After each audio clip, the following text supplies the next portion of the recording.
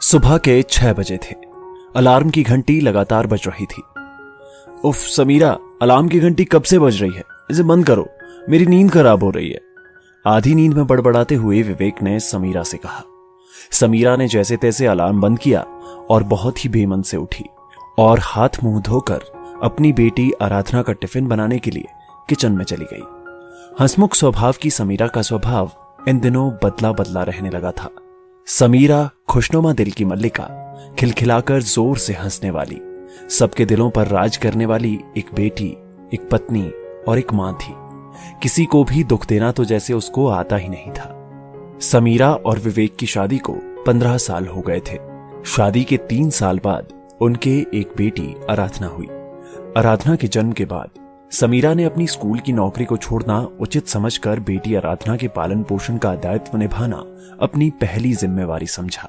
अपनी जिम्मेवारियों को बखूबी निभाती हुई समीरा एक अच्छी बीवी और मां का रोल बखूबी निभा रही थी। समय बीतता गया। आराधना अब 12 साल की हो गई थी। बेटी को अच्छे से पाल पोस कर बड़ा करने में, उसकी पढ़ाई लिखाई और घर के कामों को निभाते निभाते समीरा ने अपने ऊपर तो जैसे ध्यान देना ही बंद कर दिया था। नई नई शादी के बाद पूरा बन ठन कर रहने वाली समीरा अब पहले जैसी समीरा नहीं रह गई थी। आराधना उठो, उठो आराधना, मां ने बेटी को जगाते हुए बोला। स्कूल के लिए देरी हो रही है बेटा, उठ जाओ, स्कूल बस आती ही होगी। मम्मी थोड़ी देर और सोने दो, बेटी आराधना ने कहा। यह सुनते ही आराधना को जैसे घबराहट सी होने लग गई। एक छोटी सी बात पर समीरा चिल्ला पड़ी। थोड़ा गुस्से में कर्कश स्वर में बोली, क्या किस्मत पाई है आप लोगों ने? तुम्हें भी कोई फिक्र नहीं, ना ही तुम्हारे पापा को। एक मैं हूं जो सबसे पहले जल्दी उठकर सबके लिए खाना बनाती हूं, टिफिन तैयार करती हूं। मुझे पूरा सोने को नहीं मिलता। ऐसे शब्द सुनकर विवेक की नींद खुल गई। उसने समीरा को बोला, क्या हुआ समीरा, क्यों तुम आजकल हर वक्त उखड़ी हुई रहती हो? तब बेटी आराधना ने पापा को बोला, पापा आजकल मम्मी इतनी चिड़चिड़ी क्यों हो गई है? मेरी पढ़ाई पर भी पहले जितना ध्यान नहीं दे पा रही हैं, ना ही मुझसे ज्यादा बात करती हैं। पहले जैसा खिलखिलाकर हंसती भी नहीं है। बात बात पर झल्ला के मुझसे बात करती रहती हैं। कभी खुश हो जाती हैं और कभी एकदम से दुखी। 12 साल की आराधना अब काफी समझदार हो चुकी थी। उसे अपनी मां के अंदर आए बदलाव का साफ स्पष्ट पता लग रहा था। पापा विवेक ने आराधना से कहा, आराधना कोई बात नहीं बेटा, अभी स्कूल के लिए तुम्हें देरी हो रही है। तुम तुरंत उठो और फटाफट से तैयार हो जाओ। मैं इस बारे में तुम्हारी मां से बात करूंगा। बेटी के स्कूल जाते ही विवेक ने बड़े प्यार से समीरा से कहा, समीरा अच्छी सी चाय बना लाओ, साथ में बैठकर पीते हैं। पर समीरा ने कहा, आप ही बैठकर पी लो, मुझे बहुत काम है। विवेक भी अपनी पत्नी के व्यवहार में आए बदलाव को इन दिनों साफ स्पष्ट महसूस कर रहा था।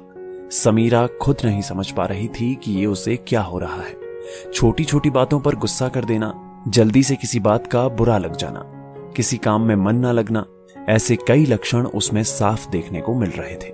पति के घर आने पर उनसे ठीक से बात नहीं करना, खाना बनाते वक्त कभी नमक तो कभी मिर्ची का तेज डल जाना, ये सब आम बात हो गई थी।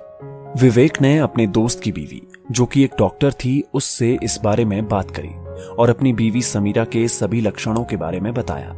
तब डॉक्टर ने विवेक से कहा, विवेक 40 की उम्र तक आते आते महिलाओं में हार्मोन इंबैलेंस होने लगता है। कुछ महिलाओं में 40 से पहले या कुछ में 40 के बाद ये समस्या देखने को मिल सकती है। आप पढ़े लिखे हो, जानते ही होंगे कि हार्मोन्स वो कारक होते हैं जो शरीर की हर गतिविधि को कंट्रोल करते हैं। कुछ हार्मोन्स हमारे मूड को नियंत्रित या अनियंत्रित करने का काम करते हैं। नींद कम लेना भी इसका एक कारण होता है। इसलिए हर महिला, खासकर जब वो एक माँ हो, जो माँ बनने के बाद अपना कम, अपने बच्चे का, अपने परिवार का ध्यान रखती हो, उसे अपने खान पान के साथ अच्छी नींद देना बहुत जरूरी है। जिस प्रकार के लक्षण समीरा में देखने को मिल रहे हैं, वो हार्मोन्स के असंतुलित होने का ही नतीजा है। आप एक काम करो, समीरा को मेरी क्लिनिक में ले आओ। मैं पूरी जांच पड़ताल करके आपको कुछ दवाइयां लिख कर दे दूंगी। साथ ही साथ लाइफस्टाइल को बदलने की भी सलाह दूंगी। कुछ ही दिनों में वो ठीक फील करेंगी, लेकिन आपको भी उसका पूरा ख्याल रखना पड़ेगा। ऐसी अवस्था में एक महिला को प्यार की, सपोर्ट की, अपनेपन की जरूरत होती है। जहां तक मैंने समीरा को जाना है, वो एक बहुत ही सुलझी हुई, बहुत ही खुशनुमा दिल की महिला है। उनसे मिलकर मुझे हमेशा खुशी ही हुई है। सबको खुश करने वाली को अब हमारी जरूरत है। मूड का अनियंत्रित हो जाना कई बार अपने कंट्रोल में नहीं होता। ऐसे में कई बार इंसान गलत शब्द बोल देता है, जो कि वो बोलना नहीं चाहता। उस समय हमें ध्यान रखना है कि ये उसके मूड स्विंग की वजह से हो रहा है। ऐसे में पति को और परिवार के बाकी लोगों को उसका साथ देना चाहिए। प्यार, अपनापन और सहानुभूति पाकर बहुत जल्द महिला या पुरुष जिसके साथ भी ये समस्या हो रही है अच्छा महसूस करते हैं और जिंदगी की गाड़ी बहुत अच्छे से चलती है।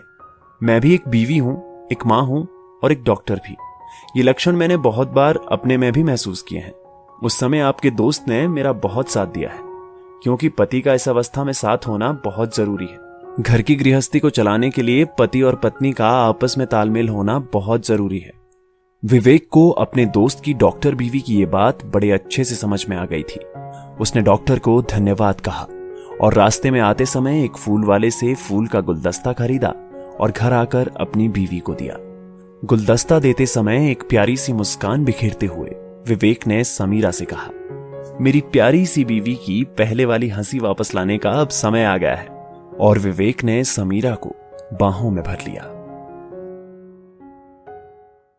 दोस्तों, आपकी इस वीडियो के बारे में क्या राय है नीचे कमेंट करके जरूर बताइएगा। और अगर आपको ये वीडियो पसंद आए तो इस वीडियो को लाइक करिएगा, शेयर करिएगा ज्यादा से ज्यादा लोगों तक। और ऐसे ही और भी इंस्पिरेशनल वीडियो के लिए सब्सक्राइब करें हमारे YouTube चैनल को और Facebook पर फॉलो करें हमारे पेज को। धन्यवाद।